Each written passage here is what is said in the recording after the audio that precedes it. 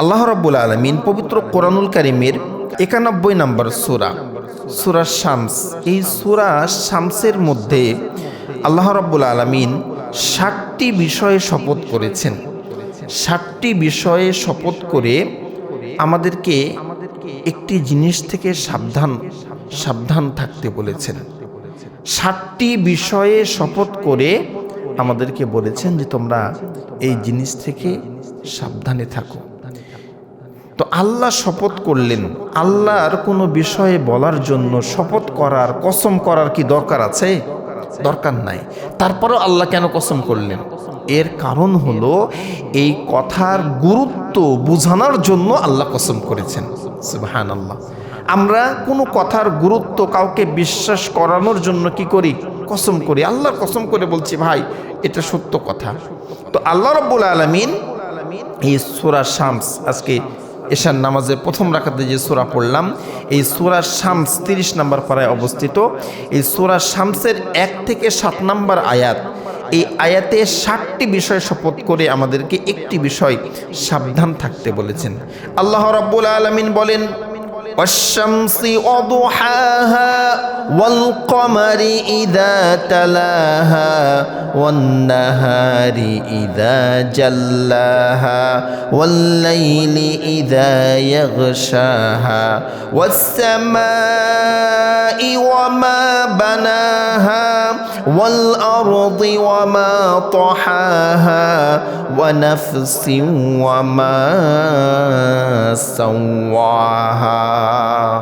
আল্লাহ রাব্বুল আলামিন বলেন, ওয়াশ-শামসি ওয়া দুহাহা, কসম সূর্যের যখন এই সূর্যটা কিরণ দেয়, ওয়াল কমারি ইযা তালাহা, কসম চাঁদের যখন তা সূর্যের অনুগামী হয়ে যায়, ওয়ান নাহারি ইযা জাল্লাহা, কসম দিবসের যখন তা সূর্যকে প্রকাশ করে, ওয়াল লাইলি ইযা ইয়াগশাহা, কসম রাত্রের যখন তা সূর্যকে ঢেকে দেয়, ওয়াস সামাই ওয়া মা বানাহা, কসম আসমানের এবং জমিনের যা তা বানিয়েছেন, আল্লাহ যে আসমান জমিন বানিয়েছেন সে আসমান জমিনের কসম। এরপরে আল্লাহ বলেন, ওয়াল আরদি ওয়া মা তাহাহা, কসম জমিনের এবং যিনি তা বিস্তৃত করেছেন, বাড়িয়েছেন। ওয়া নাফসি ওয়া মা সাওয়াহা, কসম নফসের এবং যিনি তা সুষম করেছেন। ফাআলহামাহা ফুজুরাহা ওয়া তাকওয়াহা, 60টি বিষয় কসম করার পরে আল্লাহ বলছেন, অতঃপর তিনি তাকে অবহিত করেছেন তার পাপসমূহ, তার তাকওয়া সম্পর্কে। কদ আফলাহা মান যাক্কাহা, নিঃসন্দেহে যে সফল হয়েছে সে তাকে পরিশুদ্ধ করেছে। ওয়া কদ খাবা মান দাসসাহা, এবং সে ব্যথিত হয়েছে সে তার নফসকে কলুষিত করেছে, নষ্ট করেছে। আল্লাহ রাব্বুল আলামিন 60টি বিষয় কসম করে 10 নম্বর আয়াতে বললেন যে তার নফসকে নষ্ট করেছে, তার নফসকে কলুষিত করেছে, সে ক্ষতি সাধন করেছে। যে তার আত্মাকে, নফসকে নষ্ট করেছে, গুনার সঙ্গে তার নফসকে জড়িয়ে রেখেছে, সে ক্ষতিগ্রস্তদের, পাপসমূহ, খারাপ মানুষের অন্তর্ভুক্ত হয়ে গেছে। তো 60টি বিষয়ে শপথ করে আল্লাহ বললেন যে তোমরা তোমাদের এই নফসকে, আত্মাকে নষ্ট করো না, পাপযুক্ত করো না, গুনার মধ্যে এই নফসকে তোমরা সবসময় গুনার সঙ্গে লিপ্ত করে রেখো না। এই নফস, অন্তর, এটা এতটাই মারাত্মক জিনিস যে এটার সঙ্গে আমাদেরকে সবসময় যুদ্ধ করতে হয়। এই নফস, এই যে রমজান মাসে আমরা জানি যে আল্লাহ রাব্বুল আলামিন শয়তানকে বেঁধে রাখেন, শিকল দিয়ে বেঁধে রাখেন, তারপরে মানুষ গুনাহ করে। কেন করে? এই নফসের তাড়নায়। আল্লাহ ইবলিস শয়তানকে বেঁধে রাখেন, কিন্তু নফসকে তো বাঁধে না।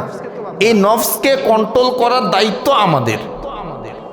এজন্য একটি কথা আমরা জানি যে সবচেয়ে বড় মুজাহিদ সে যে তার নফসকে কন্ট্রোল করতে পারে, তার আত্মাকে, তার খারাপ যে নফসটা আছে এটাকে কন্ট্রোল করতে পারে।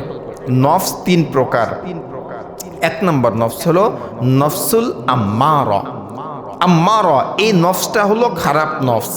এই নফস মানুষকে সবসময় খারাপের দিকে ধাপিত করে, খারাপ জিনিসের দিকে নিয়ে যাওয়ার চেষ্টা করে। 2 নাম্বার নফসুল লাওয়ামা। এই লাওয়ামা নফসটা হলো মন্দ কাজ থেকে মানুষকে বাঁচিয়ে রাখার চেষ্টা করে। যখন আপনি খারাপ করলেন, মনে করেন যে একটা খারাপ কাজ করেছেন, করার পরে আমাদের মনে হয় না যে এই কাজটা খারাপ হলো, এটা করা ঠিক হলো না, এই যে আপনার মধ্যে এই চিন্তাটা নিয়ে আসে, এটা হলো নফসে লাওয়ামা। এই নফসে লাওয়ামা মানুষকে তার ভুলের জন্য চিন্তা করার সুযোগ করে দেয়। আর 3 নাম্বার নফসুল মুতমাইন্না, এটা হলো পরিশুদ্ধ নফস, এটা হলো আল্লাহর প্রতি সন্তুষ্ট নফস। এই 3 প্রকার নফস। 1 নাম্বার হলো আম্মারা। এই আম্মারা নফস হলো মানুষকে সবসময় খারাপ কাজ করার জন্য তার চেষ্টা করে, সে খারাপের দিকে নিয়ে যাওয়ার চেষ্টা করে। তো আমাদের করণীয় কি? যে কোনো কাজ করার আগে দেখবেন আপনার মন বলে যে এই কাজটা করি, নামাজের আজান হয়েছে কিন্তু মন বলছে যে যাক পরে পড়ে নেব বাড়িতে, তো বাড়ি যেয়ে কিন্তু আর পড়া হয় না। আপনার সামনে অবৈধ সম্পত্তি বা অবৈধ কিছু আছে, মন কি বলে, নিয়ে নিই, পরে আল্লাহর কাছে মাপ চেয়ে নেব। তো যখনই এই খারাপ নফস আম্মারা আপনাকে ধোঁকা দিবে, তখনই আপনার করণীয় হলো যে এই নফসের বিরুদ্ধে যুদ্ধ করে, এই নফসের সঙ্গে লড়াই করে নিজেকে খারাপ থেকে বাঁচিয়ে রাখতে হবে। তাহলে আপনি মুজাহিদ, তাহলে আপনি বীর, শ্রেষ্ঠ বীর, যদি আপনি আপনার এই নফসকে কন্ট্রোল করতে পারেন। এই নফসের তাড়নায় কিন্তু মানুষ নিজেকে খারাপ করে, গুনার মধ্যে নিজেকে লিপ্ত করে। তাহলে ভাইরা আমার, এই নফস সম্পর্কে আমরা শুনলাম যে প্রথমটা হলো নফসে আম্মারা, যে নফস মানুষকে খারাপের দিকে ধাপিত করে। আর 2 নাম্বার নফসে লাওয়ামা, এটা হলো খারাপ কাজ করার পরে আমাদেরকে কি করে, অনুশোচনা আসে আমাদের মধ্যে যে এই কাজটা আমি খারাপ করেছি। ওই সময় আমাদের করণীয় হবে আল্লাহর কাছে তওবা করা, ফিরে আসা, আল্লাহর কাছে নিজের গুনার কথা স্মরণ করা, মানুষের হক নষ্ট করলে এটা বুঝিয়ে দেওয়া। আর 3 নাম্বার উত্তম নফস হলো মুতমাইন্না, যে নফস সবসময় মানুষকে শুকরিয়া আদায় করার, আল্লাহর প্রতি দাসত্ব করার এবং আল্লাহর কাছে মাথা নত করার জন্য মানুষকে উদ্বুদ্ধ করে। তাহলে আমরা জানলাম যে 3 প্রকার নফস রয়েছে। আর আল্লাহ রাব্বুল আলামিন সূরা শামসের 60টি আয়াতে আমাদেরকে কসম করে বললেন যে তোমরা এই নফসকে কন্ট্রোল করো, এই নফসকে নষ্ট করে দিও না, গুনার মধ্যে এই নফসকে তোমরা লিপিবদ্ধ করো না, এই গুনার দিকে তোমরা এই নফসকে নিয়ে যেও।